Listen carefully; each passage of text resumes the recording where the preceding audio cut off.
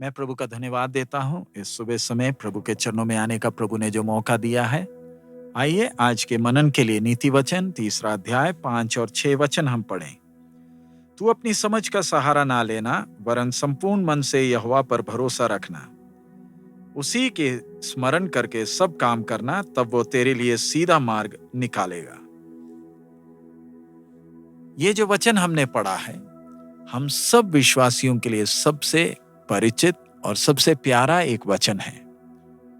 और हम कई बार इस वचन को याद भी करते हैं, क्योंकि ये वचन हमें याद दिलाता है कि हमारे जीवन के संकट के समय में हमने अपने समझ का सहारा नहीं लेना है, वरन संपूर्ण मन से यहोवा पर भरोसा रखना है।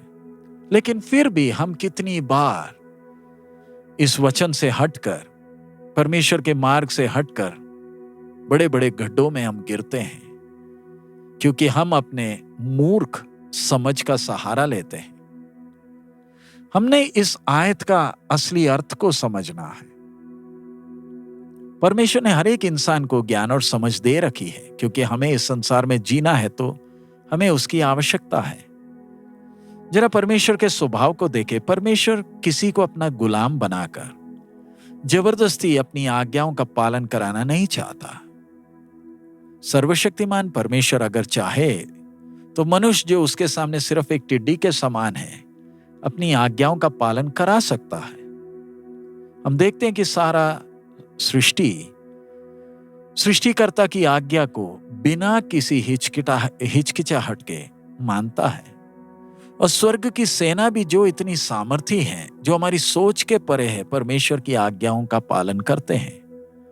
केवल मनुष्य जिसे परमेश्वर ने आजाद मर्जी दी है, वो परमेश्वर से बलवा करता है और परमेश्वर का दिया हुआ ज्ञान और समझ को इस्तेमाल कर वही काम करता है जो परमेश्वर को दुख पहुंचाता है।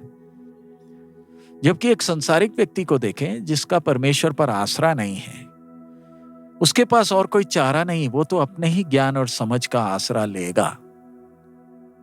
और उसका ज्ञान और समझ जब हम देखें तो जीवन के अनुभवों के से मिला हुआ ज्ञान है, या फिर दूसरों से वो सीखता है।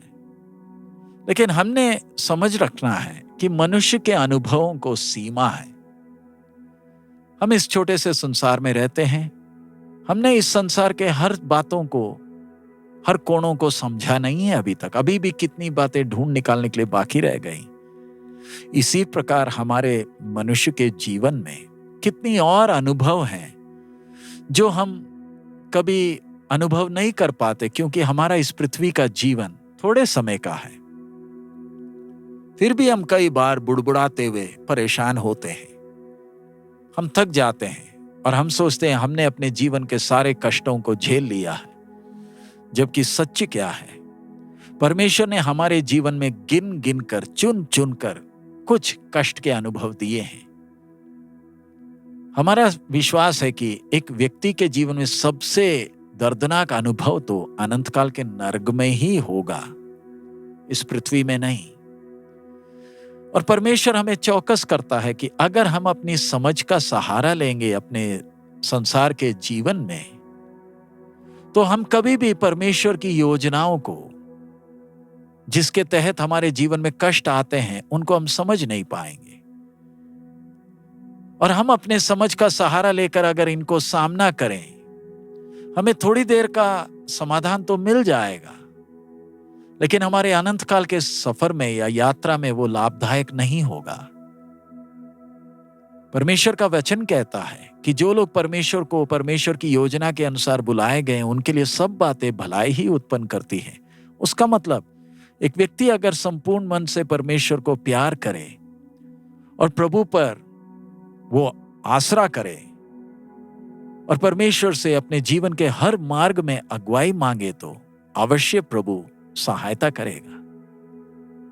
यहोशू और कालेब को जरा देखे, जो पुराने नियम के संत हैं। बाकी इस्राएलियों की तरह वो भी उसी मार्ग में चले, वो भी वही अनुभवों से गुजरे थे, लेकिन वो प्रभु को प्यार करते थे और हर घटना के द्वारा वो उस सिद्धता तक बढ़े जो उन्हें वायदे किए देश में पहुंचने के बाद जरूरत थी। जब दूसरे बुड़बुड़ाकर जीवन के उन अनुभवों के बीच में बर्बाद हुए, कालेब बलवंत हुआ, अनुभवों पाया और अपने बुजुर्गी में भी इतना बलवंत था कि दुश्मन को सामना करके उन अनाकीमियों के वश में से उनके उस पहाड़ को छीन लिया। और स्वर्ग भी हमारा सोचना उसके विषय में गर्व करता था, क्योंकि स्वर्ग ने भी उसे अपना दास कहा। ध्यान रखें, पुराने नियम के संतों को परमेश्वर के वचन के गहरे भेदों के बारे में ज्यादा नहीं मालूम था, और ना ही उन्हें पवित्र आत्मा का उनके जीवन में वास करने का अनुभव, ये धन्य अनुभव भी प्राप्त हुआ जैसे हमें मिला है। लेकिन हमारे जीवन में वो चीज नहीं है जो उनके जीवन में थी। और वो क्या थी? वो परमेश्वर को पूरा प्यार करते थे और पूरे दिल से भरोसा करते थे। वो अपनी समझ का सहारा नहीं लिए। उन्हें यह नहीं मालूम था कि उनके साथ क्या होगा जब वो लाल समुद्र के सामने खड़े थे, लेकिन उन्होंने प्रभु पर भरोसा किया और उन्हें मालूम था कि सब बात उनकी भलाई के लिए ही है। नए नियम के विश्वासियों का विश्वास पुराने नियम के संतों से एक कदम आगे होना चाहिए। जब स्तिफनुस, जो पहला शहीद, जब उसे पथरवाह किया गया, वो अपने जीवन में कोई अजीब और अचंभे काम की उम्मीद नहीं कर रहा था। बेशक उसने वो कुछ क्षणों पहले परमेश्वर ने बाप दादाओं के जीवन में किए अजीब कामों का उल्लेख किया था, लेकिन वो अपने आसपास कुछ अजीब काम की इंतजार नहीं कर रहा था। लेकिन वचन कहता है कि वो स्वर्ग की ओर निरंतर देखता रहा। उसकी दृष्टि स्वर्ग की ओर थी और वो परमेश्वर का मुंह देखना चाहता था, जिस पर वो भरोसा करता था और जिसे वो प्यार करता था। और स्वर्ग का दर्शन उस दर्द के अनुभव में उसे प्राप्त हुआ। और हमारा विश्वास है वो चाहता था कि प्रभु को, जिसे वो प्यार करता है, उतना अति शीघ्र उस प्रभु को पाले। और प्रभु ने वो आशीष भी दी। अगर हम अपने समझ का सहारा लेंगे तो हमारे जीवन में प्रभु ने जो धन्य अवसर दिए हैं कि हम जो स्वर्गीय आशीषों को पाना है, वो हम पा नहीं पाएंगे। हम सब समय के संतों को जरा देखें जिन्होंने प्रभु पर भरोसा रखा। किस प्रकार उन्होंने लोगों के सामने यह प्रमाण किया कि प्रभु उनके साथ है। प्रभु ने किस तरह उन्हें चलाया और उन्होंने वो आशीषें अनुभव की जो दूसरे नहीं पा सके। सो आइए हम प्रार्थना करें कि हम प्रतिदिन अपने प्रभु पर आसरा करें और अपने दौड़ को पूरा करें। आइए प्रार्थना करें। हमारे अनुग्रहकारी दयालु पिता, हम आपका धन्यवाद देते हैं प्रभु, आपके वचन को हम जब सीख रहे हैं, आप हम एक एक से बात कर रहे हैं, वचन की गहरी बातों को खोल कर दे रहे हैं, इसलिए धन्यवाद देते हैं प्रभु। आपके प्रेम के लिए धन्यवाद देते हैं प्रभु। अपनी बुद्धि का सहारा ना लेते हुए, आप पर आसरा करते हुए प्रभु, अपने दौड़ को पूरा करने के लिए हम एक एक को मदद कर आपकी आशीष मांगते हैं। सब महिमा आप ही को देते हैं। यीशु मसीह के मधुर नाम से हम मांगते हैं, आमीन। प्रभु हम सबको बहुत आयत में आशीष दे। हमारा प्रभु अति शीघ्र आ रहा है। मारानाथा।